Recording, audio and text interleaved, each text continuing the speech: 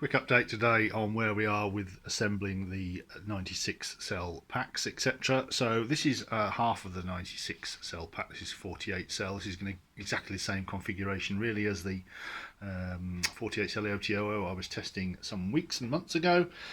So now we have the MCM and BCM back on the block ready to go in, and we also have a BCM fooler here. This is a 10k resistor matrix with an additional 33k resistor in the positive feed to drop the voltage down for the BCM fooler, and the MCM in the V pin line also has an identical 33k resistor to drop the voltage sent from the MDM down to the required level.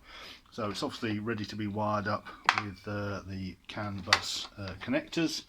I've incorporated 2 of the temperature sensors into these 4 blocks, and we have another connector here, and the other 2 sensors, which will be in the other 4 blocks, will plug into there, and that just goes into the BCM in the normal way. This is all wired up now, and this block is all connected together apart from one bus bar here, which I'm leaving off until I'm ready to finally put it in the car, and I'll put that bus bar on after that once it's in.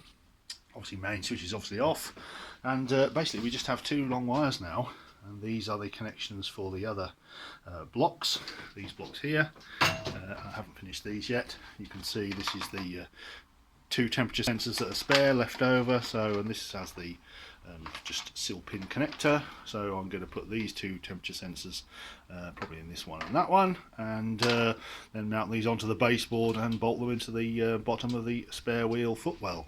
And once the bus bars are all connected up, it will simply be a negative connection here and a positive connection here, and then once the main switch is thrown, all the packs will be in series. I'm putting the connections towards the back of the car rather than underneath the sort of spare wheel well.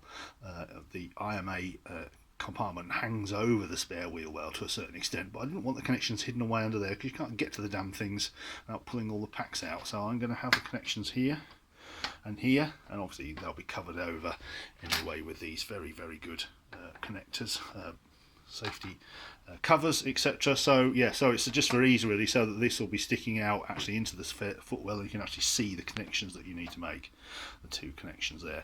And I'll probably leave this bus bar off here until I'm finally ready to make the last 2 connections, or I might make the 2 connections and then drop the bus bar on.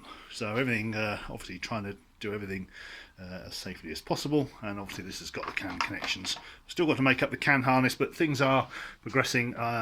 Hopefully may get a chance to install this Tuesday possibly. I've got a funeral to go to tomorrow unfortunately, but yeah, so hopefully maybe Tuesday. And my intention then is to do obviously some basic testing, as long as it actually works on the road without throwing fault codes or whatever all the time. Then my intention is to do some rolling road testing with this setup. And what I intend to do is I intend to do a run with no IMA whatsoever. So I'll just turn the main switch off and run the car up on the rolling road to see what sort of base power level the engine on its own produces, and then we'll switch on the IMA and we'll go for the plus 40% 200 plus volts system, and we'll see what extra power that adds to the mix. So that's where we are at the moment.